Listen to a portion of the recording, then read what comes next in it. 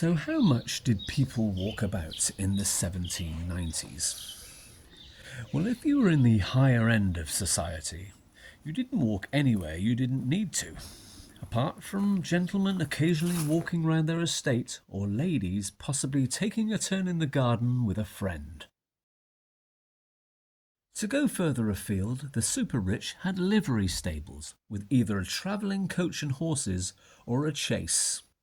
Working-class professionals may have had anything from a horse and cart to a gig. Trips further afield could be managed by a stagecoach, but the rest of the population rarely, if at all, ever travelled that far. And if they did go somewhere, it was likely a very long hike on foot. This latter group was where Coleridge found himself in his first year at Nether Stowey.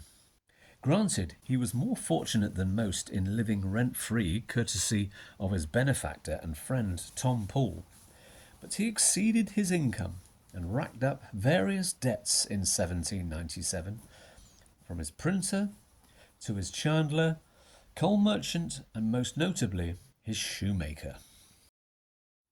And it was on these paths where he wore out his shoes, immersing himself in the scenery. Irresistible to Coleridge, so enchanting, so inspiring.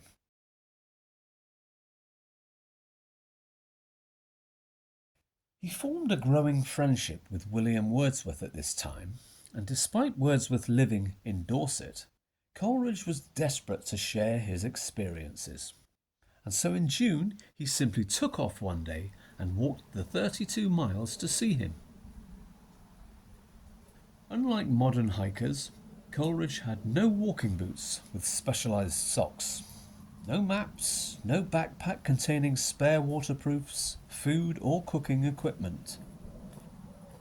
We know from notebooks of his Lake District days he travelled super light, carrying a knapsack containing a spare shirt, cravat, 2 pairs of stockings, a book, paper, pens, tea, sugar, a nightcap, and oilskin of some kind.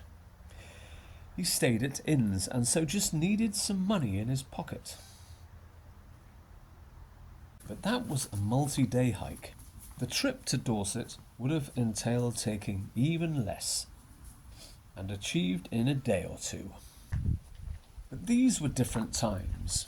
The 1790s was a time where you were brought up in a tough physical world, and these footpaths were very much busier than now, with people working extremely hard. If we could transport back to the summer of 1797, we'd see agricultural labourers in the fields, shepherds with their flocks, ploughmen, maybe tree fellers cutting down trees and filling carts with wood, and gamekeepers keeping an eye on things for anything out of the ordinary.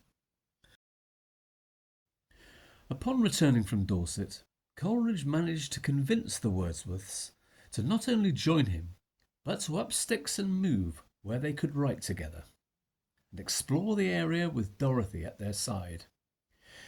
This was a sight for sore eyes in a world where people didn't ordinarily go on such rambles every day, to study nature and then write down their findings. But prolific walkers by today's standards they most certainly were.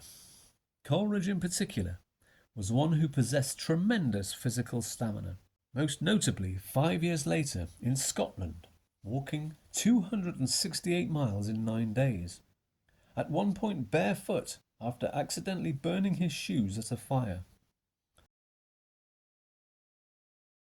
But it was here where, as a long-distance hiker, Coleridge cut his teeth, and did so from Nether Stowey to either the coast at Kilve and Watchet or Lynmouth via the Quantocks, Brendan and Exmoor Hills.